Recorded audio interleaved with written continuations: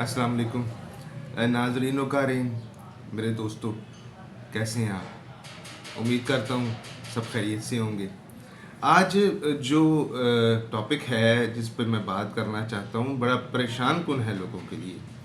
मेरे पास बहुत सारे मरीज़ आते हैं और वो अक्सर एक जुमला बोलते हैं, डॉक्टर साहब दिल की धड़कन बड़ी तेज़ है, दिल बड़ी तेज़ धड़कता है। ख़वातीन अक्सर आया कहती हैं, डॉक्टर साहब बैठे बैठे ना दिल बजना शुरू होता है, घोड़े की तरह दौड़ना शुरू हो जाता है, समझ नहीं आ रही क्या मसला है। अच्छा, देखें ख़वातीन व हज़रात, बात यह है कि ज़रूरी नहीं है कि दिल के अंदर कोई मसला बन रहा है, दिल का फंक्शन या दिल की तरफ से कोई आपको हरकत हो रही है तो उसकी वजह भी दिल में होगी, ज़रूरी नहीं है। दिल के बाहर कुछ ऐसे मामलात हैं जो कि दिल को तंग कर सकते हैं, दिल को डिस्टर्ब कर सकते हैं, वो बहुत सारे हैं। तो हम सबको डिस्कस करेंगे तो बड़ा लंबा एक वक्त चाहिए और बड़ा एक लंबी वीडियो हो जाएगी। तो मैं शॉर्ट बात करूंगा और दो चीज़ों के ऊपर बात करूंगा जो बहुत कॉमन है, जो हमारी प्रैक्टिस में बहुत कॉमन है, आम आवाम में बहुत कॉमन है, और उन दो चीज़ों को मैं आपको एक्सप्लेन करूंगा और उसके ऊपर फिर हम आगे चलेंगे। सबसे पहली जो दिल की धड़कन के मुतल्लिक और सांस चढ़ना, मेरा जी बैठे बैठे सांस ख़राब हो जाता है, मैं जी थोड़ा सा चलता हूँ, ख़वातीन अक्सर कहती हैं डॉक्टर साहब थोड़ा जा कम कर लीजिए तो साह ख़राब हो जाता है। क्यों? बेसिकली यहाँ पर गर्दन के आगे, बिल्कुल गले के यहाँ पे आगे एक गदूद पड़ा होता है, उसको कहते हैं थायराइड। उसका अपना फंक्शन है, वो मुख्तलिफ केमिकल हार्मोन्स बनाता है, उसमें T3 T4 है, उनके नाम है। अगर वो फंक्शन सही नहीं कर रहा, वो फंक्शन तेज़ कर रहे हैं, तो अल्टीमेटली वहाँ से जो रिएक्शन जाएगा दिल को, वो उसकी धड़कन ख़राब कर देगा। वो धड़कन ना सिर्फ तेज़ हो जाएगी बल्कि उसके साथ साथ वो धड़कन इर्रेगुलर हो जाएगी, डिस्टर्ब, कभी तेज़ कभी हल्की। तो मरीज़ परेशान हो जाएगा, डॉक्टर साहब दिल मेरा बजता पे, बड़ी ज़ोर ज़ोर की धड़कता पे, समझ नहीं आ रही, कभी बह जाता है कभी तेज़ हो जाता है। तो इस किस्म के जुमले जब हम अपने पास पेशेंट चेक करते वक्त और उनकी कंप्लेंट्स और उनकी हिस्ट्री लेते वक्त सुनते हैं, तो सबसे पहले ना सिर्फ मेरे दोस्तों के लिए जो डॉक्टर हजरात हैं, मरीज़ों के लिए भी ये मेरी एडवाइस है कि लाजमी इस ग्लैंड का, इस थायराइड का वर्कअप ज़रूर करें। अल्लाह करे वहाँ पे प्रॉब्लम ना हो, लेकिन उसका वर्कअप ज़रूर करें। नंबर 1। अब सांस क्यों ख़राब होता है साथ इसमें, वो मैं बाद में आपको इसके साथ बताता हूँ। दूसरी जो एक रीज़न जो बड़ी कॉमन है वो है स्ट्रेस, डिप्रेशन, खौफ, जज्बाती ख्यालात, फ़िक्र।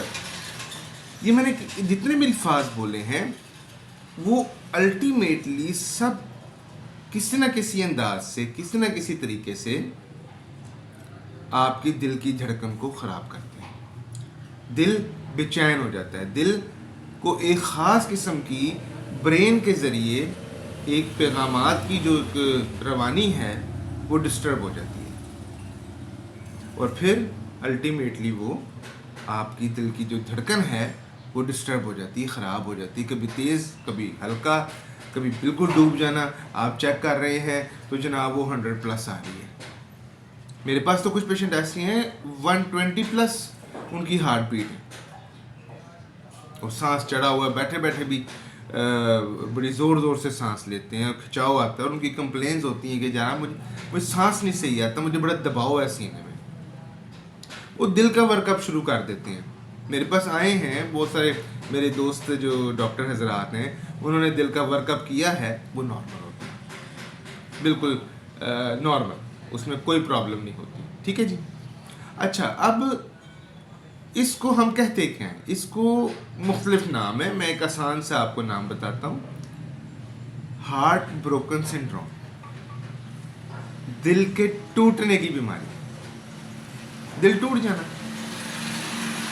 वो किसी वजह से भी टूट सकता है। कोई एक्सीडेंट हो गया, किसी अपने प्यारे की मौत हो गई, किसी अपने दोस्त अहबाब की तरफ से कोई दुख तकलीफ आ गई, कोई अपने जज्बाती ख्यालात, कोई अपनी जज्बाती कैफियत,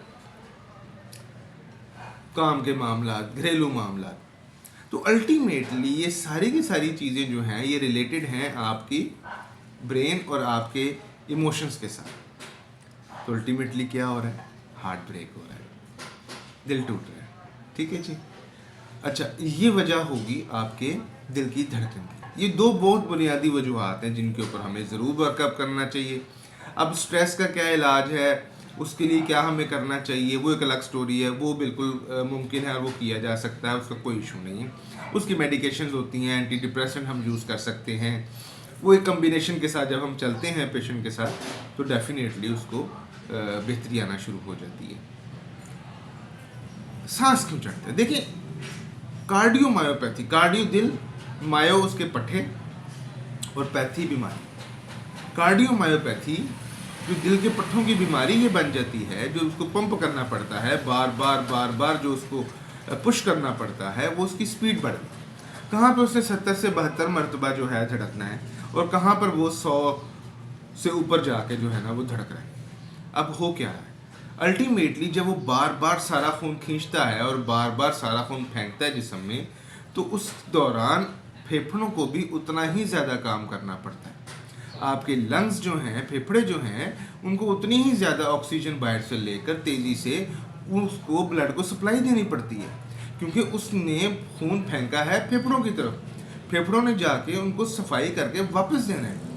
अब उसका एक टाइम है, नॉर्मल एक टाइम है।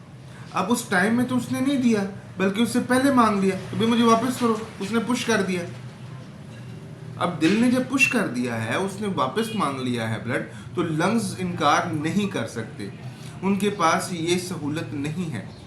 वो अल्टीमेटली उसको वापस करने के लिए अपना काम तेज़ करेंगे, बाहर तेज़ी से ऑक्सीजन लेंगे, और बाहर से ऑक्सीजन लेने के लिए, बाहर से हवा लेने के लिए उनको आपके नाक, आपके ब्रेन के ज़रिए तेज़ी से पैगाम देने पड़े, खींचो, फिर मुंह खोलना पड़ेगा।